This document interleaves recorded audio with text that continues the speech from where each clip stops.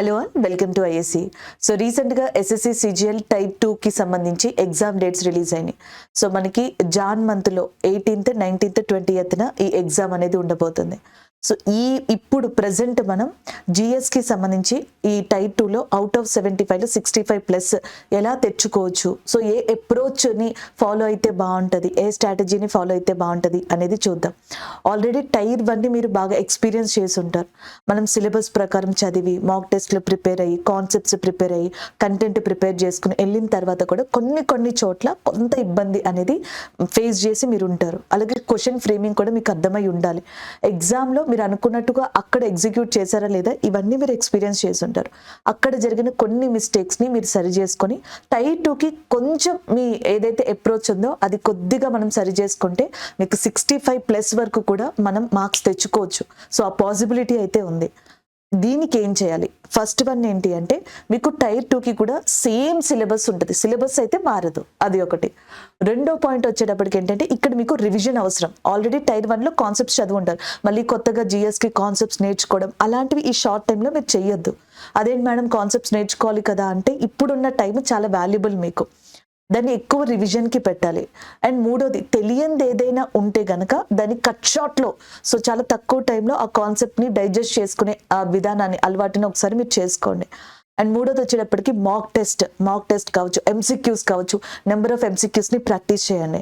ఒక స్ట్రాటజీని ఫాలో అవ్వండి. ఆ స్ట్రాటజీని ఫాలో అవ్వాలంటే గత లాస్ట్ మనకి ప్రీవియస్ ఇయర్ క్వశ్చన్స్ 2-3 ఇయర్స్కి సంబంధించి సిజిఎల్ టైర్ 2 టైర్ 1లో వచ్చిన ప్రీవియస్ ఇయర్ క్వశ్చన్స్ ఉంటాయి కదా, అవి మీకు ఒక అప్రోచ్ని తెచ్చిపడతాయి.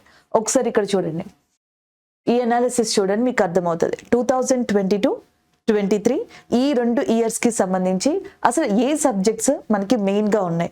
ఈ 9 సబ్జెక్ట్స్ కూడా మీకు అవసరం. ఏది ఫిజిక్స్, కెమిస్ట్రీ, బయాలజీ మీకు సైన్స్లోకి వచ్చేస్తాయి. అది కాకుండా కరెంట్ అఫైర్స్, స్టాటిక్ జీకే ఉంటుంది. Geography, history, polity, economics, general స్టడీస్లోకి వస్తాయి. సో ఇది మనకి తెలిసిన సబ్జెక్ట్స్.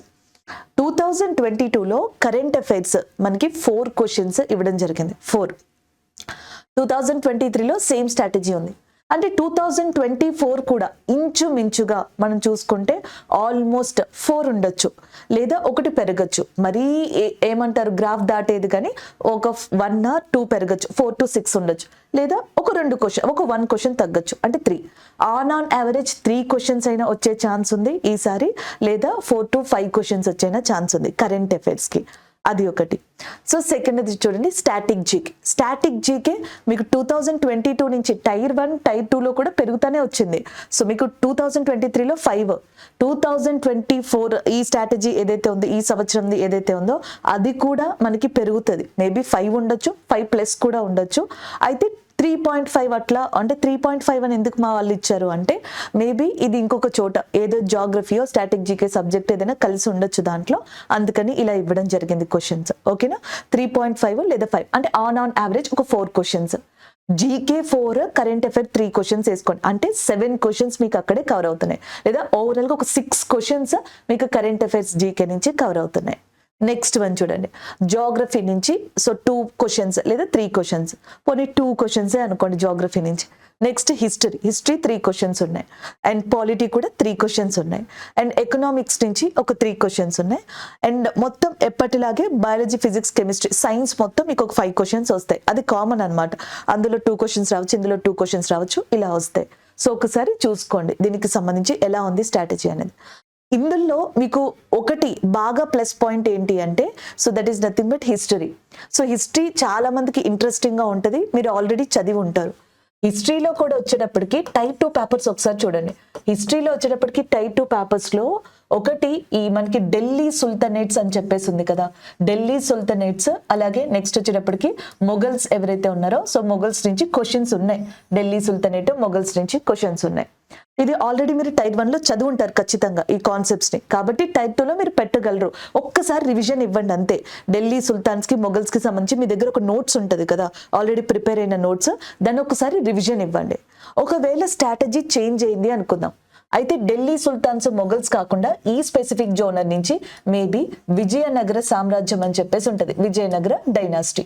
అలాగే నెక్స్ట్ వచ్చేటప్పటికి బహమనీ కింగ్డమ్ అని చెప్పేసి ఉంటుంది. There is a 1 more Kingdom, Bahmani Kingdom. So next వచ్చేటప్పటికి కాకతీయ కింగ్డమ్ అని చెప్పేసి ఉంటుంది, కాకతీయ కింగ్డమ్. సో ఇవేమన్నా టచ్ చెయ్యొచ్చేమో, మరీ మీరు ఎక్కువగా గ్రూప్స్ ఓరియంటెడ్లో అట్లా ఏం చదవకూడదండి. సో ఇక్కడ ఎస్ఎస్సి సిజిఎల్ లాగే చదవాలి. సో ఈ విజయనగర బహమని కాకతీయ నుంచి మాక్సిమం మీకు ఏంటంటే ఒకటి కింగ్స్ రిలేటెడ్ అని చెప్పేసి అంటాం, రాజులకి సంబంధించి ఏదైనా అడగచ్చు, కింగ్స్ రిలేటెడ్ అన్నమాట. ఇది కాదు అనుకోండి, నెక్స్ట్ వచ్చేటప్పటికి ఏదైనా పోయట్స్ ఉన్నారనుకోండి, ఇప్పుడు మనకి శ్రీకృష్ణ దేవరాయ అని ఆయన కూడా ఒక బుక్ రాశారు, అముక్తమాల్యద అని చెప్పి. So himself is a writer. అలాంటి వాటిని ఏమన్నా అడిగే ఛాన్స్ ఉంది. పోయట్స్ కూడా కాదంటారా? సో నెక్స్ట్ వచ్చేటప్పటికి మేబీ వాళ్ళు ఏమన్నా కన్స్ట్రక్షన్స్ కానీ వార్స్ కానీ చేసుంటే ఆ క్వశ్చన్స్ అంతే. ఇవి ఒక్కసారి టచ్ చేయండి. ఎక్కువ ఈ జోనర్ నుంచి వస్తా ఉన్నాయి. మేబీ నెక్స్ట్ స్ట్రాటజీ మారితే ఒకసారి అది చూసుకోవాలి. Easy clear? So ancient India నుంచి మీకు ఆల్రెడీ తెలుసు, మౌర్య డైనాసిటీ అని చెప్పేసి ఉంటుందా, అలాగే గుప్తా డైనాసిటీ అని చెప్పేసి మనకు ఒకటి ఉంది, అండ్ పుష్యభుతి లేదా హర్షవర్ధునికి సంబంధించిన డైనాసిటీ ఏదైతే ఉందో అది. ఇవి మీకు ఆల్మోస్ట్ వచ్చేసాయా లేదా ఒకసారి చూసుకోండి. ఈ రివిజన్ మీకు చాలా ఈజీ, ఎందుకంటే టైర్ 1లో చదివి ఉంటారు కాబట్టి మౌర్యన్ డైనాసిటీ, గుప్తా డైనాసిటీ, పుష్యభుతి చదివి ఉంటారు. ఒకవేళ పేపర్ స్ట్రాటజీ డిఫరెంట్గా ఉంటే మీరు ఇది ఒకసారి చూసుకోండి. చోళా డైనాసిటీకి సంబంధించి సేమ్ ఇదే జోనర్లో మీరు చూసుకోవాలి. అలాగే చెరాకి సంబంధించి, అలాగే పాండ్యాస్కి సంబంధించి, చోళా, చెరా, పాండ్యాస్ అని చెప్పేసి అంటాం, వీళ్ళకి సంబంధించి ఒకసారి చూడండి. అలా కాకుండా చిన్న చిన్న రాజ్యాలు ఉంటాయి. ఫర్ ఎగ్జాంపుల్ అంటే చిన్న చిన్న రాజ్యాలు అంటే మరి అలా అని కాదు, మనకి ఇప్పుడు హోయసాల కింగ్డమ్ అది కూడా పెద్దదే, కాకపోతే ఒకసారి చూసుకోవాలి. అలాగే నెక్స్ట్ వచ్చేటప్పటికి గంగా డైనాసిటీ అని చెప్పేసి ఉంటుంది, కళింగ డైనాసిటీ అని ఉంటుంది. జస్ట్ ఫౌండర్స్ ఎవరు తెలుసుకోండి. ఫౌండర్స్ ఎవరు అని తెలుసుకుంటే ఏన్షియంట్ ఇండియాకి, మిడీవల్ ఇండియాకి సంబంధించి మీకంటూ ఒకవేళ మీరు ఓన్ పాత ప్రిపరేషన్ స్ట్రాటజీని ఉంచుకున్నట్టయితే ఈ క్వశ్చన్స్ కవర్ అయిపోతాయి. అలా కాకుండా కొత్త స్ట్రాటజీలో ఇస్తే ఈ క్వశ్చన్స్ కూడా మీకు కవర్ అయ్యే ఛాన్సెస్ ఉన్నాయి హిస్టరీ వరకు. ఇక నెక్స్ట్ మోడర్న్ ఇండియా నుంచి మీరు భయపడద్దు. మోడర్న్ ఇండియా నుంచి కూడా క్వశ్చన్స్ మార్చడానికి ఏముండదు. ఒకసారి మీ దగ్గర ఉన్న నోట్స్ ఏదైతే ఉందో, సో నోట్స్ని ఒకసారి స్పెసిఫిక్గా మీరు చూసుకోండి మోడర్న్ ఇండియాకి సంబంధించి. Is it clear? ఓకేనా? సో ఇది మనకి హిస్టరీ రిలేటెడ్గా చెప్పుకునేది. మోడర్న్ ఇండియాలో కూడా ఏంటి, మీకు మోడర్న్ ఇండియాలో ఫ్రీడమ్ ఫైటర్స్ అని చెప్పేసి ఉంటారు. మోడర్న్ ఇండియాలో ఫ్రీడమ్ ఫైటర్స్ అని చెప్పేసి ఉంటారు, వీళ్ళ గురించి ఒకసారి చూసుకోండి. అలాగే నెక్స్ట్ వచ్చేటప్పటికి పేపర్స్ ఉంటాయి. సో పేపర్స్ కానీ బుక్స్ కానీ ఉంటాయి, వాటిని ఒక్కసారి చూడండి. దాని తర్వాత వైస్రాయ్స్ ఉంటారు, వైస్రాయ్స్ గురించి ఒకసారి ఇన్ఫర్మేషన్ తెలుసుకోండి. ఇక్కడ నుంచి క్వశ్చన్స్ ఏమన్నా మనం చూడొచ్చు. భగత్ సింగ్ గారు కావచ్చు, చంద్రశేఖర్ ఆజాద్ గారు కావచ్చు, మహాత్మా గాంధీ గారు కావచ్చు, జవహర్ లాల్ నెహ్రూ గారు కావచ్చు, ఖాన్ అబ్దుల్ గఫర్ ఖాన్ గారు కావచ్చు, లేకపోతే మనకి మహమ్మద్ అలీ జిన్నా గారు, అంటే ముస్లిం లీగ్ సంబంధించి కూడా క్వశ్చన్స్ అడిగే ఛాన్సెస్ ఉంటాయి. నేతాజీ సుభాష్ చంద్రబోస్ గారు కావచ్చు, బాలగంగాధర్ తిలక్ గారు, లాలా లజపత్ రాయ్ గారు. సో ఇలాంటివి ఇక్కడి నుంచి. వైస్రాయ్స్ ఎవరిని father of local self government అంటారు. ఎవరి కాలంలో మనకి ఫస్ట్ టైం ఇండియాలో సెన్సస్ అనేది స్టార్ట్ అయింది, ఫస్ట్ ఫ్యాక్టరీ యాక్ట్ అనేది ఎవరి టైంలో స్టార్ట్ అయింది, ఇలాంటి క్వశ్చన్స్ ఏమన్నా అడిగే ఛాన్స్ ఉంటుంది. సో హిస్టరీ రిలేటెడ్లో మీ ప్రిపరేషన్ అలాగే ఉంచుకొని ఈ చిన్న చిన్న చేంజెస్ చేసుకోవడం వల్ల మీ స్ట్రాటజీ లేకపోతే మీ ప్రిపరేషన్ ఇంకా స్ట్రాంగ్ అవుతుంది. మీకు ఆల్రెడీ తెలిసిందే, అందులో చిన్న చిన్న చేంజెస్ అనమాట. అంటే ఈ స్మాల్ కింగ్డమ్స్ ఏవైతే ఉంటాయో అవి చదవడం, ఒక్కొక్కసారి ఇన్స్క్రిప్షన్స్కి సంబంధించి క్వశ్చన్స్ ఇస్తున్నారు, ఒక్కొక్కసారి మాన్యుమెంట్స్ కి సంబంధించి క్వశ్చన్స్ ఇస్తున్నారు. అలా హిస్టరీని కనుక మీరు అప్రోచ్ అయితే ఆ 2-3 క్వశ్చన్స్ ని మీరు ఈజీగా అటెంప్ట్ చేయడానికి ఒక పాసిబిలిటీ ఉంటుంది. ఓకేనా? సో నెక్స్ట్ వచ్చేటప్పటికి జాగ్రఫీ విషయానికి రండి. సో జాగ్రఫీలో వచ్చేటప్పటికి ఏంటి అంటే, సో మోర్ ప్రాబబ్లీ మ్యాక్సిమం మీకు టైప్ 2లో మేబీ క్లైమేట్ రిలేటెడ్ క్వశ్చన్స్ ఎక్కువ అడుగుతున్నారు. ఈసారి కూడా అడిగే ఛాన్స్ ఉందేమో క్లైమేట్ రిలేటెడ్. ఈ క్లైమేట్ ని కూడా ఎలా అడుగుతున్నారు, మీ దగ్గర నోట్స్ ఉంటే గనక ఇండియన్ క్లైమేట్ ని ఆల్రెడీ టైర్ 1లో చదివి ఉంటారు కాబట్టి ఒక్కసారి రివిజన్ చేయండి. జస్ట్ ఒక్కసారి సీజన్స్ ఏంటి అండ్ ఫ్యాక్టర్స్ ఏంటి ఇవన్నీ రాసి పెట్టుకుని ఉంటారు కదా, అది ఒకసారి రివిజన్ చేయండి. నెక్స్ట్ వరల్డ్ క్లైమేట్ దగ్గరికి రండి. ఇక్కడ నుంచి క్వశ్చన్స్ పడుతున్నాయి. వరల్డ్ క్లైమేట్ ఏదైతే ఉందో వాటి మీద క్వశ్చన్స్ అడుగుతున్నారు. వరల్డ్ క్లైమేట్ నుంచి కూడా క్వశ్చన్స్ ఎలా అడుగుతున్నారు, ఒకటి ఓషన్ కరెంట్స్ అని చెప్పేసి ఉంటది, ఓషన్ కరెంట్స్ అని చెప్పి, సో వీటి మీద నుంచి క్వశ్చన్స్ అడగడం. లేదా రెండోది విండ్స్ అని చెప్పేసి ఉంటాయి, సో ఈ విండ్స్ మీద నుంచి క్వశ్చన్స్ అడగడం. ప్రపంచంలో రకరకాల క్లైమేట్స్ ఉంటాయి. ఇప్పుడు మన క్లైమేట్కి తగ్గట్టుగానే వరి పండుద్ది, అంటే rice is cultivated depends on are climate conditions. అలాగే డిఫరెంట్ కంట్రీస్లో వీట్, లేకపోతే జోవర్, మెయిజ్ ఇలాంటి ఇవన్నీ కల్టివేట్ అవుతాయి. వరల్డ్ క్లైమేటిక్ జోన్స్ అని చెప్పేసి అంటాం. సో ఈ వరల్డ్ క్లైమేటిక్ జోన్స్ గురించి కూడా అడుగుతారు. డిఫరెంట్ టైప్స్ ఆఫ్ గ్రాస్ ఉంటాయి, ఆ గ్రాస్ కాంబినేషన్లో క్వశ్చన్స్ అనేవి పడుతూ ఉంటాయి. సో ఇవి ఒకసారి చూసుకోవాలి, ఇలాంటి టైప్స్ ఆఫ్ క్వశ్చన్స్. క్లైమేట్ కాకుండా అంటే నెక్స్ట్ వచ్చేటప్పటికి మీకు మేబీ ఫారెస్ట్ రిలేటెడ్ కూడా క్వశ్చన్స్ పడే ఛాన్సెస్ ఉన్నాయి. ఫారెస్ట్ రిలేటెడ్ అది ఇండియన్ ఫారెస్ట్ సిస్టమ్ ఒకసారి చూసుకుంటే మీకు అర్థమైపోతుంది.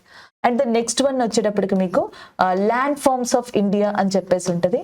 ల్యాండ్ ఫార్మ్స్ ఆఫ్ ఇండియా నుంచి క్వశ్చన్స్ టైప్ 2లో రిపీట్ అవుతా ఉన్నాయి అన్నమాట. Mountains, plains, plateaus, coastal areas ఇలాంటి వాటి మీద నుంచి. ఇంకా ఫైనల్ గా నెక్స్ట్ వచ్చేటప్పటికి రివర్స్ అని చెప్పేసి ఉన్నాయి. ఇవి అంటే మీకు జాగ్రఫీలో చదవాలి అనుకుంటే మనకి ఆల్మోస్ట్ 6 to 7 చాప్టర్స్ స్టాండర్డ్ ఉంటాయి. మీరు టైర్ 1లో చదువుంటారు కాబట్టి మీ టైం వేస్ట్ చేసుకోవద్దు. టైర్ 2కి వచ్చేటప్పటికి ఒకసారి రివర్స్ని, ఫారెస్ట్ రివిజన్ చేయండి. ల్యాండ్ ఫార్మ్స్లో ఒక్కసారి క్లియర్గా చూసుకోండి. అండ్ ఫైనల్గా క్లైమేట్లో ఈ చేంజెస్ అవసరం మీ ప్రిపరేషన్లో. టైర్ 1లో అవసరం లేకపోయినా టైర్ 2లో ఇవి కొంచెం మీరు కన్సిడర్ చేయాలి. ఇలాంటివి కొంచెం అడుగుతా ఉన్నారు, చూసుకుంటూ ఉండాలి. ఓకే, సో ఇది ఒకటి, ఇది జియోగ్రఫీకి సంబంధించి. And the next one polity related. So పాలిటీలో ఆబ్వియస్లీ మీకు కావాల్సింది ఏంటి, ఒకటి పార్ట్స్ అన్ని కూడా మీకు తెలియాలి, ఇదొకటి.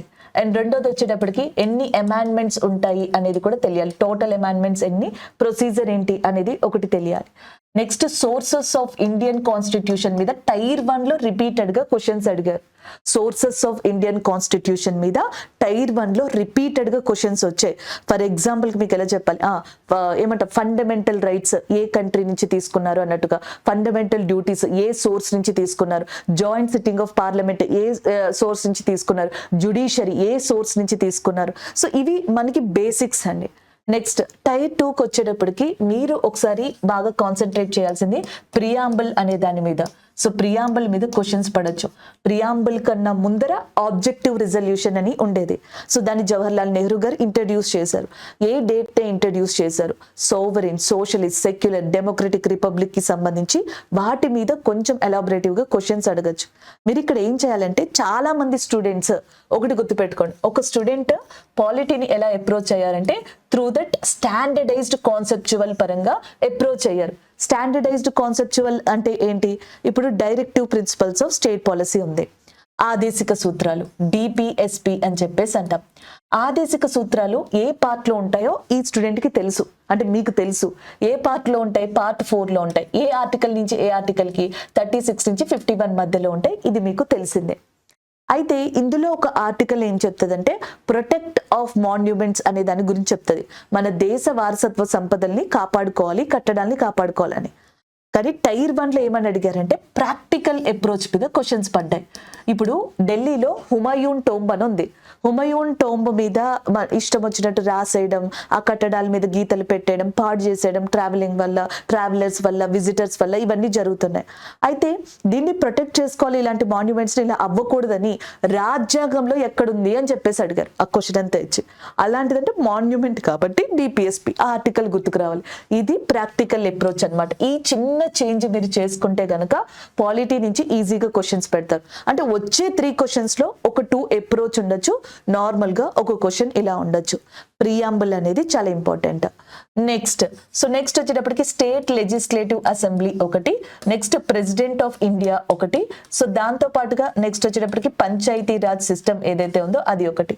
వీటి మీద ఫ్రీక్వెంట్ గా క్వశ్చన్స్ వస్తున్నాయి. మీరు చదివిన పాలిటీ ఏదైతే ఉందో అన్ని పార్ట్స్ ని చదువుంటారు, ఆర్టికల్స్ చదువుంటారు. చాలా మంది 1 to 51 వరకు కంటిన్యూస్ గా ఆర్టికల్స్ చెప్పగలరు, జ్యుడిషియరీ గురించి చదివి ఉంటారు. కాకపోతే mostly preamble, state legislative assembly, president of India, అలాగే నెక్స్ట్ వచ్చేటప్పటికి మనకి పంచాయతీ రాజ్ సిస్టమ్ అనేది ఒక్కసారి మీరు ఫోకస్ చేయండి. ఈ క్వశ్చన్స్ మీద ఫోకస్ చేయండి. ప్రీవియస్ ఇయర్ క్వశ్చన్స్ చూస్తే నేను ఎందుకు ఈ టాపిక్స్ మేము సెలెక్ట్ చేసి చెప్పానా అనేది కూడా అర్థమవుతుంది. ఇప్పుడు అన్ని టాపిక్స్ చదవకుండా భయపడిపోయి ఆగిపోయే కన్నా కొన్ని టాపిక్స్ నైనా మన గ్రిప్ లో పెట్టుకుంటే ఆ టైంకి మనకి ఇంకేదైనా టైం కలిసి వచ్చి మన ఏదైనా ఇంకొంచెం టైం మిగిలితే మిగతాది ప్రిపేర్ అవ్వడానికైనా బాగుంటుంది. సో ఇది జాగ్రఫీ, హిస్టరీ, పాలిటీకి సంబంధించి. టైర్ 1లో మీరు చదివిన ప్రిపరేషన్ మోస్ట్లీ మీకు యూజ్ అవుతుంది.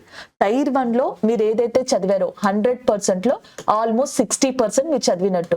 ఏంటి మేడం 60% అంటున్నారు ఏంటి అంటే, ఇదిగోండి ఈ గ్యాప్ గురించి చెప్పాను.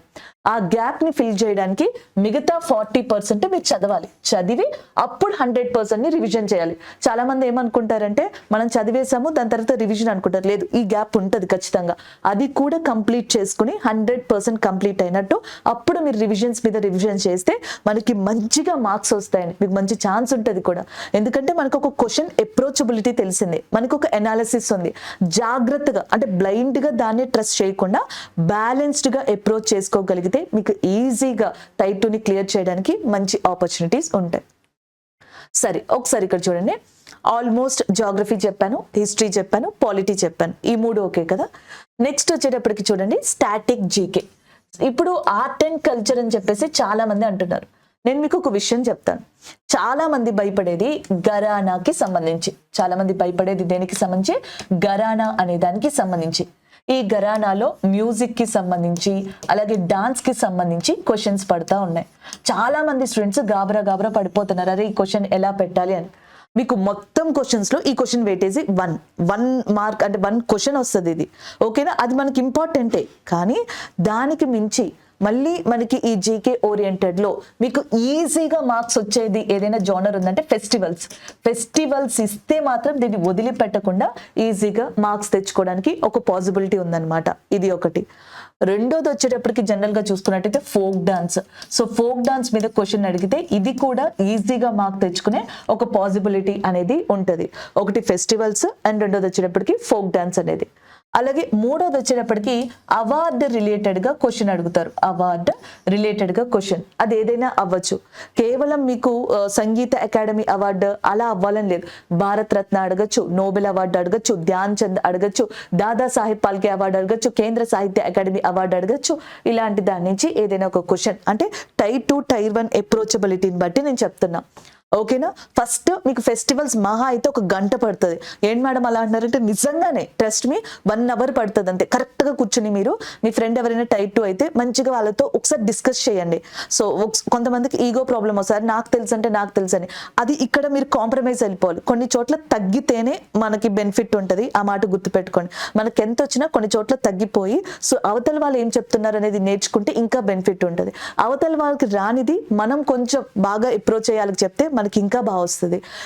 ఈ స్ట్రాటజీని మీరు ఈ జీకేలో యూజ్ చేస్తే ఇద్దరికి విన్ విన్ సిచ్యువేషన్ ఉంటుంది అనమాట. మీరు ఎవరితో ప్రిపేర్ అవుతున్నారో వాళ్ళతో, మీ పక్క స్టూడెంట్ అంటే మీ ఫ్రెండ్ ఎవరైతే ఉంటారో మీ ఫ్రెండ్తో కలిసి జీకే చదువుకోండి. ఒక్కళ్ళే కూర్చొని ఎట్లాగా అంబుబాజీ మేళ అంటే అవ్వదు. అది కొంచెం కష్టమే. మేడం నేను స్మార్ట్ అన్నా ఒకసారి ఇలాంటివి డిస్కస్ చేస్తేనే మనకి జనరల్ గా గుర్తుంటాయి. నెక్స్ట్ ఫోక్ డాన్స్ కూడా అంతే, అవార్డు కూడా అంతే. ఆ తర్వాత అప్పుడు ఘరానాకి రండి. ఘరానాస్ కున్న ఒకే ఒక షార్ట్ కట్ PYQ. మీరు ఎన్ని ఘరానాస్ చదివినా ఇంకో కొత్తది వస్తూనే ఉంటుంది. There is a number of gharanas, number of musicians, number of instruments, number of whatever call singers and number of persons which are very famous in Hindustani and as well as a Carnatic music in ఇండియాగా చెప్తాం. అలాంటి దాని ending లేదని ఈ టైంలో దాంతో ఆటలాడకూడదు. మనం దాన్ని చూసుకుందాం అనుకుంటే ఎగ్జామ్ అనేది చూసుకుంటుంది. అది ఒక్కటే గుర్తుపెట్టుకోండి. నా మాట మిమ్మల్ని కొంచెం బాధ పెట్టినా సరే అది నిజం. లేదు దీన్ని అంతు చూసేస్తా, ఏ క్వశ్చన్ వచ్చినా పెడతానంటే ఇది మీకు ఖచ్చితంగా ఏమంటారు మీ గ్రిప్ లోకి వచ్చేస్తుంది. మిగిలిన మీ గ్రిప్ పోతుంది అనమాట. అది ఆ పొరపాటు అస్సలు చెయ్యొద్దు, దాని జోలికి అస్సలు వెళ్ళొద్దు. దీన్ని PYQs తోనే కొట్టండి, కుదిరితే MCQs తోనే ప్రాక్టీస్ చేయండి. సో అలా చేస్తే ఈ అప్రోచబిలిటీ కూడా మీకు వస్తుంది అనమాట. సో ఇది జీకే ఓరియంటెడ్ లో చెప్తున్నాను. ఓకేనా. ఇంకా నెక్స్ట్ నేషనల్ పార్క్స్ కానీ లేకపోతే టైగర్ రిజర్వ్స్ కానీ రామ్సర్ సైట్స్ అని చెప్పేసి ఉంటాయి. రామ్సర్ సైట్స్ కానీ ఒక్కొక్కసారి వైల్డ్ లైఫ్ శాంచురీస్ కానీ లేక్స్ కానీ ఇలాంటి క్వశ్చన్స్ జీకేలో వస్తాయి. ఇది స్టాండర్డ్ గా చెప్పలేం, ఇవైతే మనం చెప్పగలం కానీ ఇవి ఆ షిఫ్ట్ ని బట్టి ఇవ్వచ్చు ఇవ్వకపోవచ్చు. సో కాబట్టి వీలుంటే చూడండి, లేకపోతే ఆల్మోస్ట్ టైర్ 1 కి ప్రిపేర్ అయినప్పుడు, కరెంట్ అఫైర్స్ ప్రిపేర్ అయినప్పుడు, జాగ్రఫీ ప్రిపేర్ అయినప్పుడు సో కొన్ని మీరు ఆల్రెడీ ప్రిపేర్ అయ్యి ఉంటారు కాబట్టి సో ఆ కాన్ఫిడెన్స్ తో కొన్ని క్వశ్చన్స్ ని అటెంప్ట్ చేయొచ్చు, రిస్క్ లేకుండా మాత్రమే. క్లియర్. సో ఇది వచ్చేటప్పటికి ఇప్పుడు చూడండి, జీకే అనేది మీకు ఒక క్లారిటీ వచ్చి ఉండాలి ఈ పాటికి. జాగ్రఫీ ఒకటి, హిస్టరీ ఒకటి, పాలిటీ ఒకటి, ఇక మిగిలినవి మనకి ఎకనామిక్స్ అండ్ కరెంట్ అఫైర్స్ ఉన్నాయి. సరే, సో ఎకనామిక్స్ విషయానికి వద్దాం. ఎకనామిక్స్ కి మెయిన్ థింగ్ ఏంటి అంటే ఇక్కడ నుంచి వచ్చే క్వశ్చన్స్ అన్ని కూడా ఒకటి మీకు నేషనల్ ఇన్కమ్ అని చెప్పేసి ఉంటుంది, లేదా ఫస్ట్ చాప్టర్ ఉంటుంది కదా నేషనల్ ఇన్కమ్ కానీ, జీడిపి కానీ, పెర్ క్యాపిటా ఇన్కమ్ కానీ, ఇలాంటి క్వశ్చన్స్, ఫార్ములాస్ క్షుణ్ణంగా చూసుకోండి. వీటికి సంబంధించి ఎవరైనా వదిలేసి ఉంటే 5 year ప్లాన్స్ అలాంటివి కాదు. టైర్ 2లో 5 year ప్లాన్స్ ఇలాంటి, టైర్ 1లో మనం చూసాం. ఒకవేళ వస్తే గుడ్, అది మనకి పెచ్చింగే. కాకపోతే ఇలాంటివి national income, GDP, per capita income ఇలాంటివి చూసుకోవాలి. నెక్స్ట్ వచ్చేటప్పటికి మీకు కొన్ని టెర్మినాలజీస్ ఉంటాయండి, ఆ టెర్మినాలజీస్ అనేవి చూసుకోవాలి.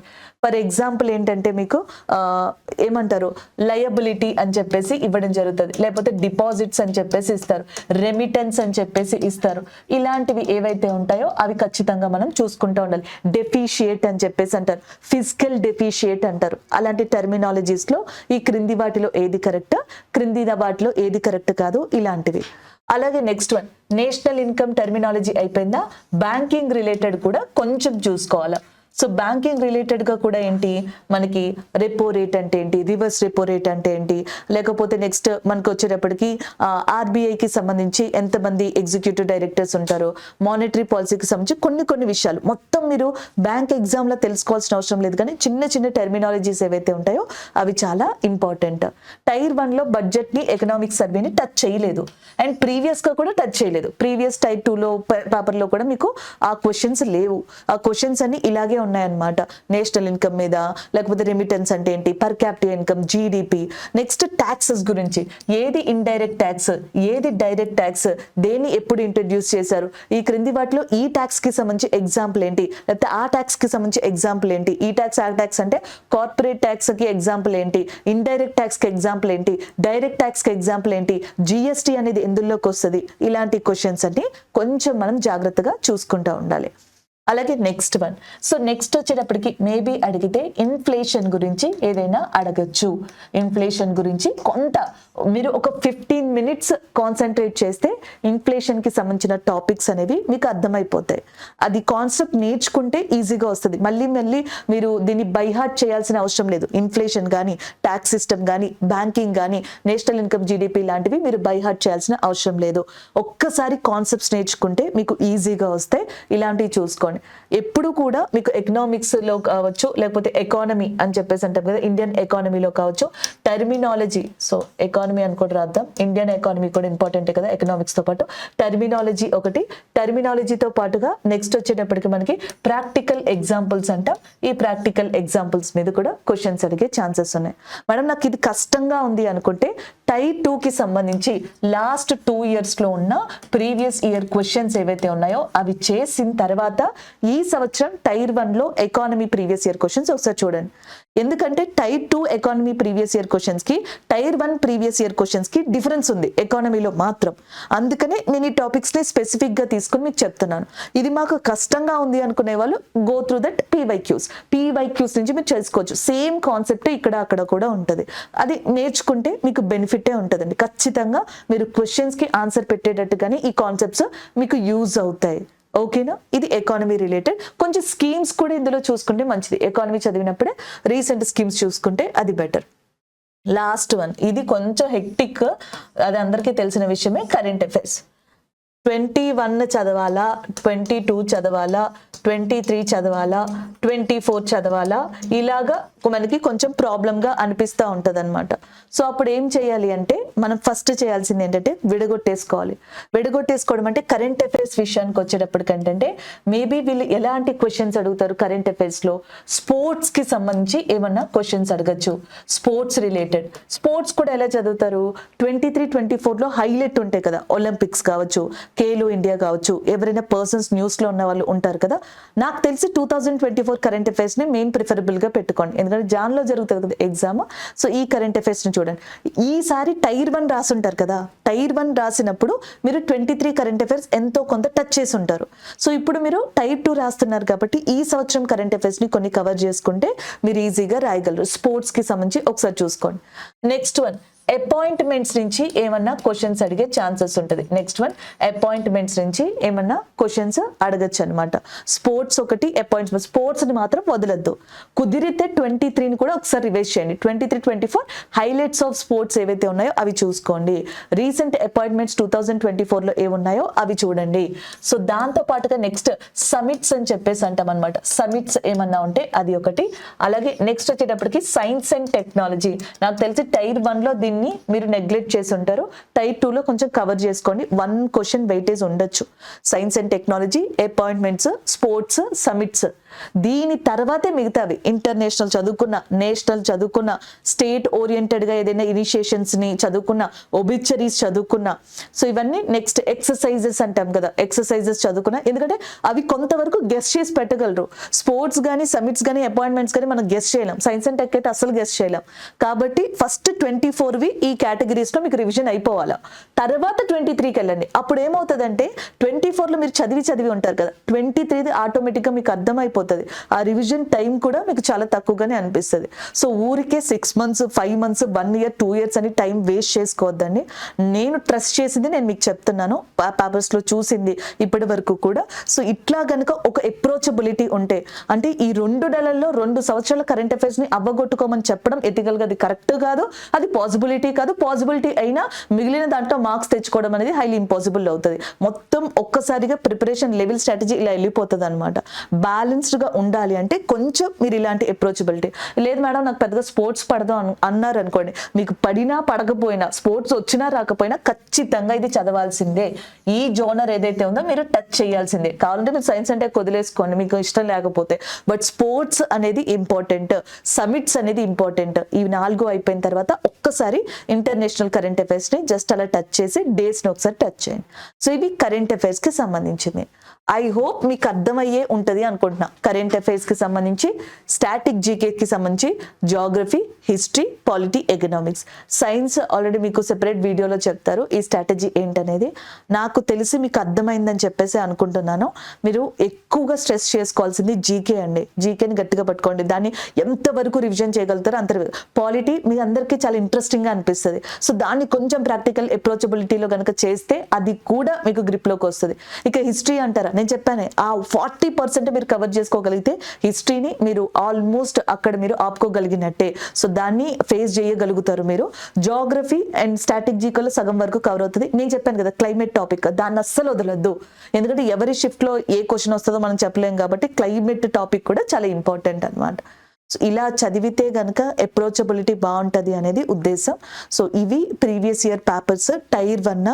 అంతకు ముందర ఏవైతే మనకి ఎగ్జామ్స్ జరిగాయో CGL కి సంబంధించి ఆ క్వశ్చన్స్, ఆ అనాలిసిస్ ని దృష్టిలో పెట్టుకొని ఇలా చదివితే బాగుంటది, మీకు యూజ్ అవుతుంది అన్న ఉద్దేశంతో నేను ఇది ఎక్స్ప్లెయిన్ చేశాను. ఒక్కసారి ఈ పాయింట్స్ మీకు యూజ్ అవుతాయి లేదా చూడండి.